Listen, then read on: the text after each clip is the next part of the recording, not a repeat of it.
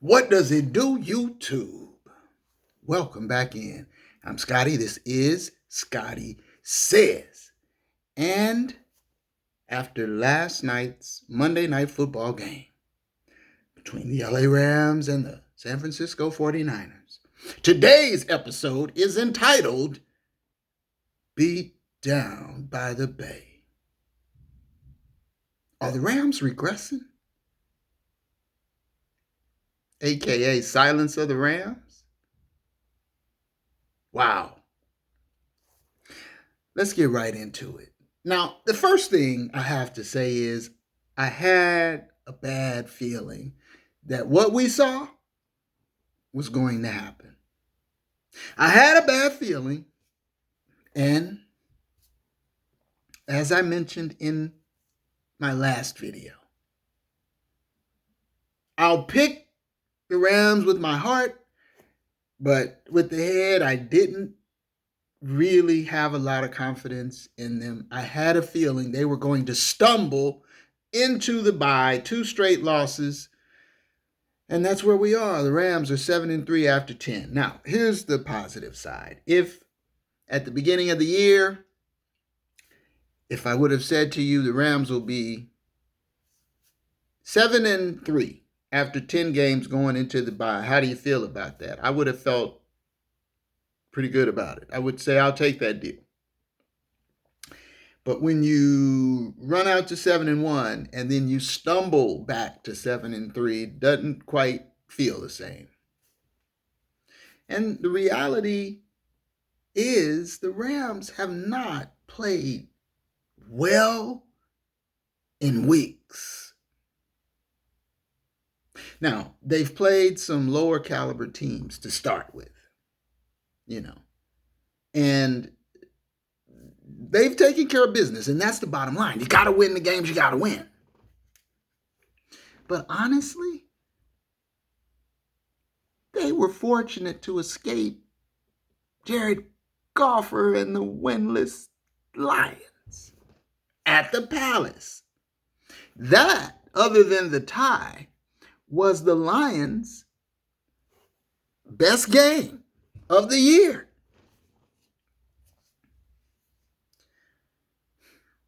At the very end of that game, the Lions-Rams game, the golfer had a chance to win that game, and Jalen Ramsey stepped in and made that diving interception to wrap it up. But they escaped by a whisker against the Lions, led by the exiled golfer. And when I saw that, I said, okay,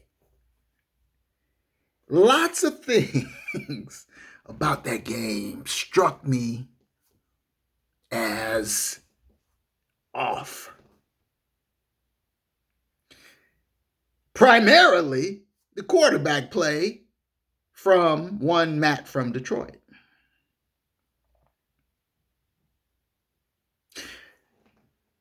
But they got the W, and that's the bottom line. And that's pretty much been the case for the Rams through those first 8 games. They got the W. The only game they lost through 8 was Arizona. And I'll tell you what, Arizona manhandled them. And so now you got to factor all that into the calculus when you look at these first 10 games. Arizona manhandled them. Then Tennessee walloped them, mollywopped them, manhandled them. And when I saw that game, I said, uh-oh, San Francisco's going to do the same damn thing. And I didn't want to say it because I didn't want it to be. I didn't want to speak it into existence, I guess you could say. But I had an ominous feeling, and if you watch that video, you'll see. I said it. This is a hard pick only because San Francisco has owned Sean McGenius and the Rams. But 5 losses in a row is a real thing, okay? And this last loss wasn't just a loss. It was a drubbing, a thumping, a ass whooping. They got drug. They got manhandled It was a thrashing, a massacre. Now, in this year's NFL, we've seen what we suspect to be good teams take thrashings here and there. This is going to be the longest NFL season ever at 17 games, and you can see there's a roller coaster effect there. And a team that started off hot at the beginning will probably not make the playoffs, and likewise, there will be a team or two that floundered through the first 10 games, and then they'll take off at the end. And so we don't know yet what we're really looking at. Tampa Bay looks vulnerable.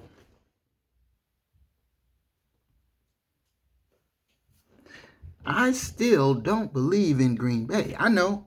I'm one of the rare ones. I don't think they're going all the way.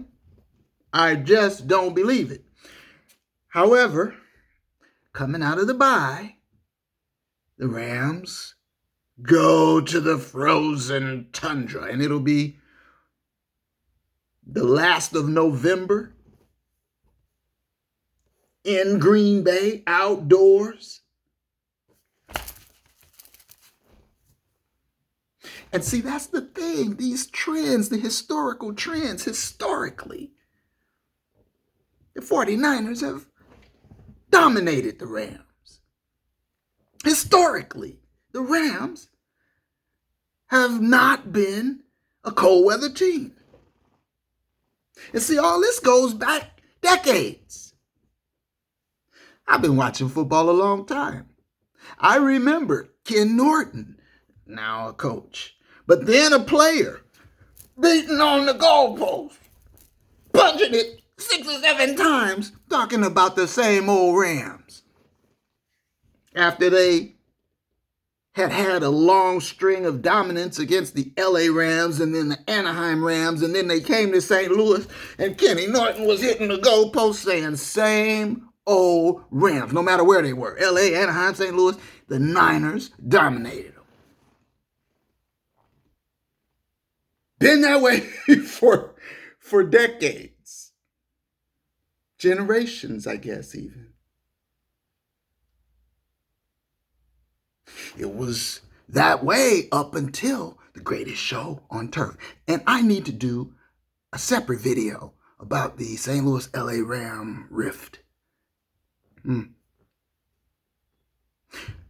But for today, beyond those years, because the Rams put vindictive, redemptive ass whoopings on the Niners during those years. It was beautiful. But then those years were brief and things reverted. And now, all these years later, with the boy wonder, Sean McGenius, and the high-flying LA Rams again, the Niners are still dominating them. 5 losses to the Niners in a row is a real thing. They got his number. Got him in his pocket. Shanahan does McVay.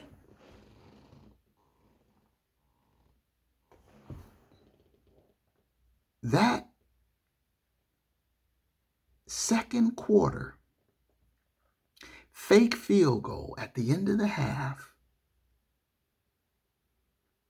stank of desperation. Ooh, funky. It was funky. I mean, I knew then it was over. Actually, I knew before then. So let's just briefly go back and look at it, because it was almost identical to the week before with Tennessee. The Rams come out in the Bay, and on that first drive, okay, we hit OBJ, welcome to the team, great. Handoff to Henderson, great yards, nice run. Okay, things are clicking, everything looks good. A little something to Cooper Kupp, okay, great. And then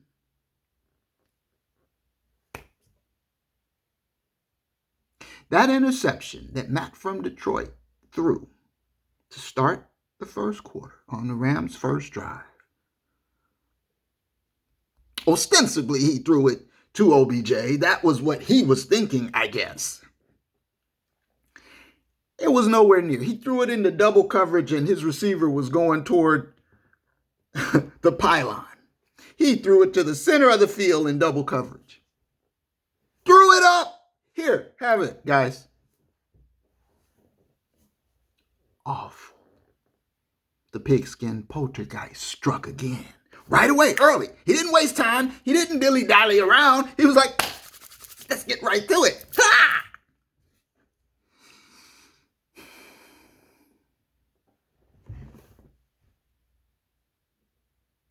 It's disturbing.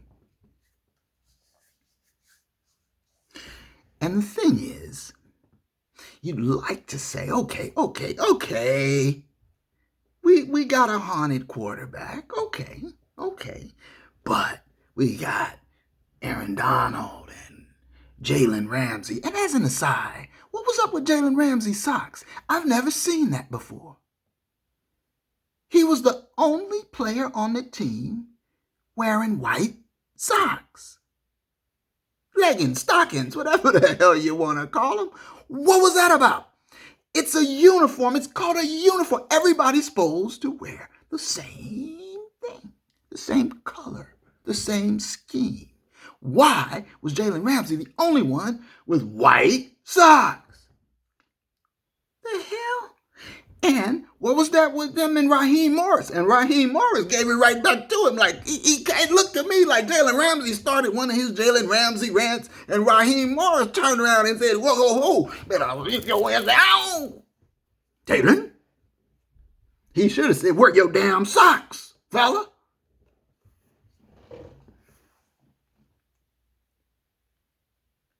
But I digress.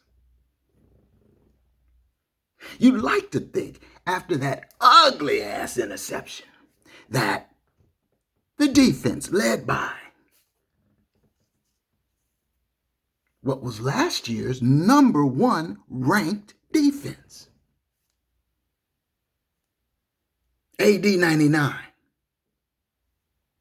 Jalen Socks Ramsey.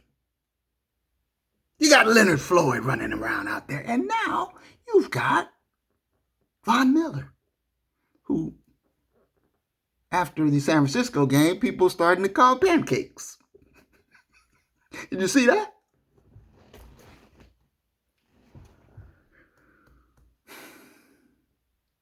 You'd like to think that defense, after turning the ball over and the offense for the Niners coming on the field at, the 3-yard line, the 4-yard line, okay, it's like a really good punt. Although the drive was going just fine before the poltergeist struck. But okay, they're pinned back on the 3 or 4-yard line. They're on. We got this all-star defense. Von Miller's making his debut. Okay.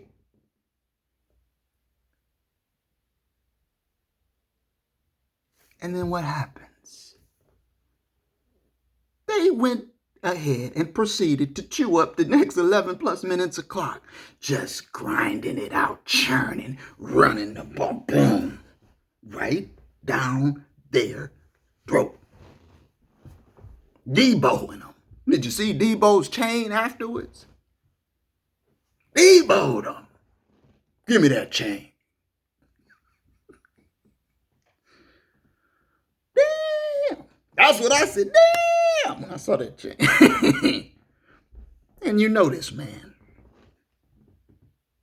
Shout out. But the defense was toothless. They were impotent. They were like, they were like soft butter. They gashed them. 40. That was Shanahan's goal, he said. 40 run plays. He eclipsed it. 44. 44 run plays. right down the middle. All night long. All night long.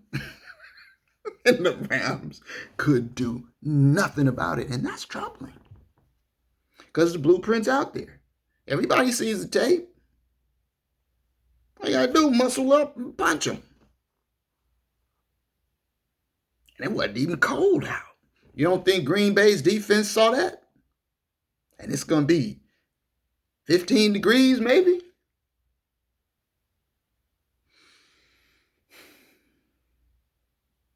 Honestly, as much as it is a heart pick for me to see the Rams win at Green Bay, my head will not permit me to go public and say that I predict a Rams victory, because I could very easily see how they don't win that game. And that's not to say I'm jumping off the bandwagon, because I'm not. What my hope is that McGenius will come to his senses and realize you cannot tailor your entire offense around a haunted quarterback. You can't do it. You've got to help him. And you've got to run the ball.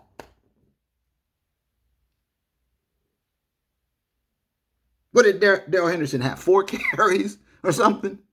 And I get it. Again, you get behind, the turnovers, you're down, you want to try to get back in the game. But see, that's the thing. It's a long game. And you have to stay true to your principles. You have to run the ball, McGenius. You have to keep running the ball. Look at you, your daddy Shanahan. Look at him for an example.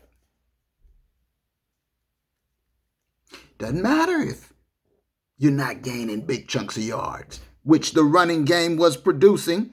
Doesn't matter if you're not early on. You must commit to the principle.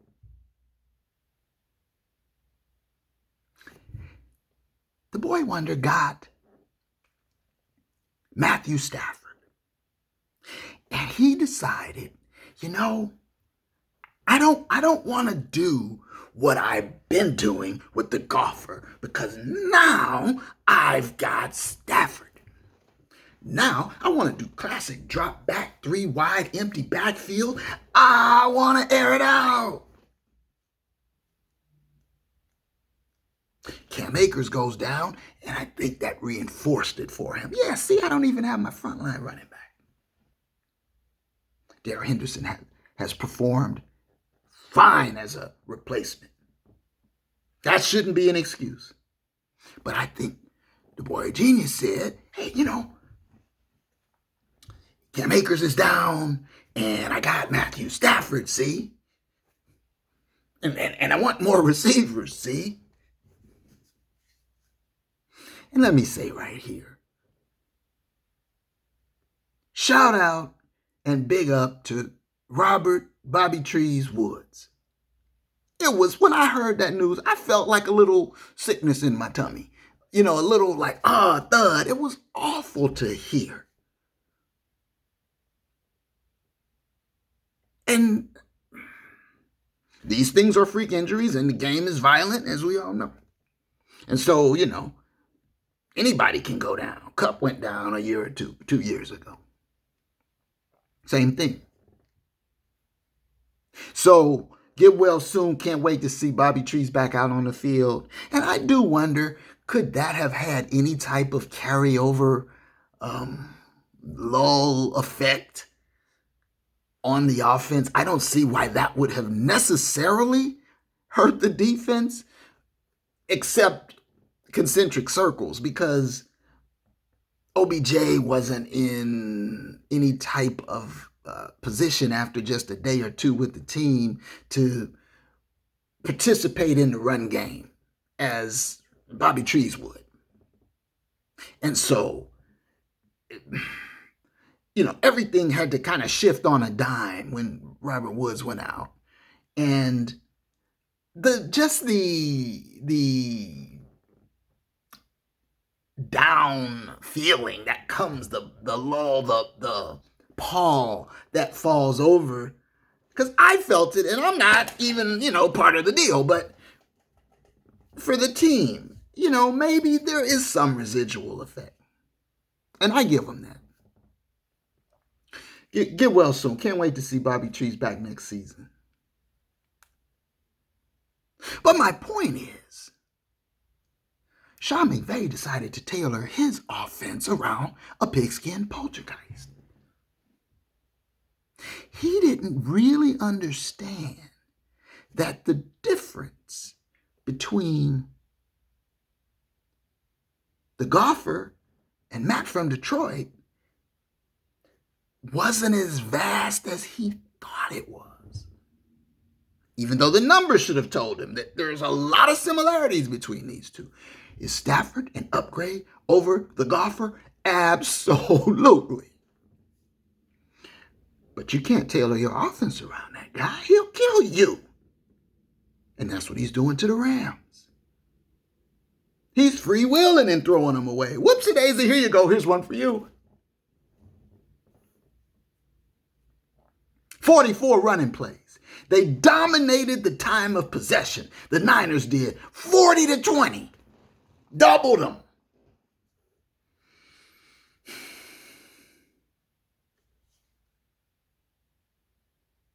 That first drive, I almost pretty much knew then.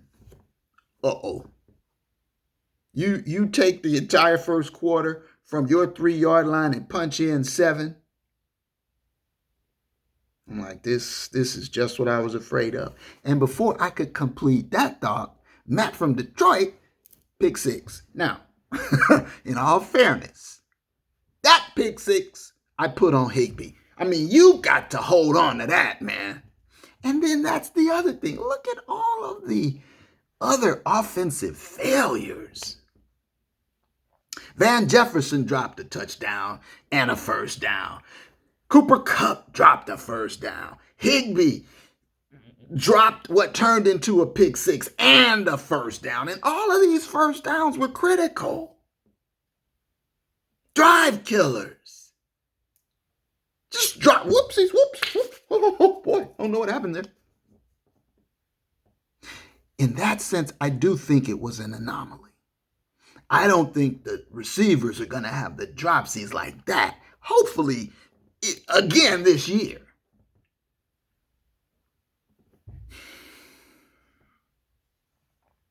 The defense is a real concern now. And on Monday night, it was a system-wide failure. The offense failed. The defense failed. Special teams failed. And the coaching was abysmal. Because even if you fall down 7-zip, even if you fall down 14-zip, you're still in the first quarter. And when the boy wonder elected to pass up those 3 points and run that ill-fated, raggedy field goal, fake field goal, I was like, this one is a wrap. And it was. So the chemistry question is still at issue in my mind. Okay? Because that defense was performing a lot better with Kenny Young. And they said, oh, no, we can do better. See, that's a fatal flaw of another group, and I'm not going to even go into that right now. But this better deal syndrome, the grass greener syndrome, always looking to one up.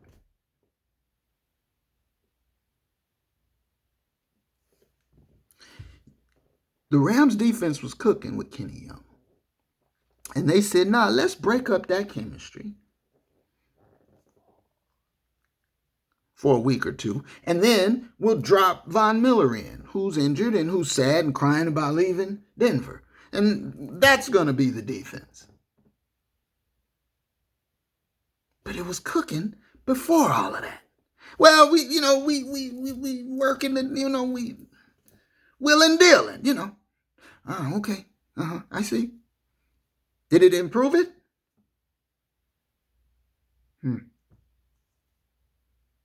They had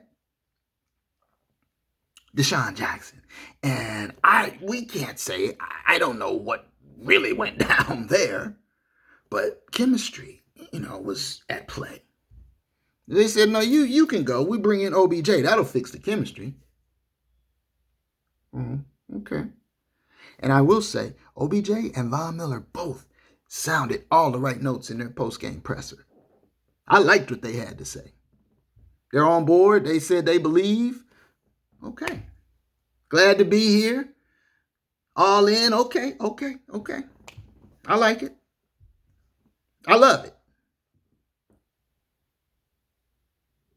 The Rams can still accomplish their ultimate goals this year, but Sean McGoldenboy, genius, for the love of all that is holy, you must commit to the principles of running the ball, the ground game. And please, you've got to manage Stafford. I know that might sound crazy, but go back, look at this. I've been saying this for weeks. You cannot let Matt from Detroit wreck your game plan. You've got to manage him. Missed tackles, drop passes.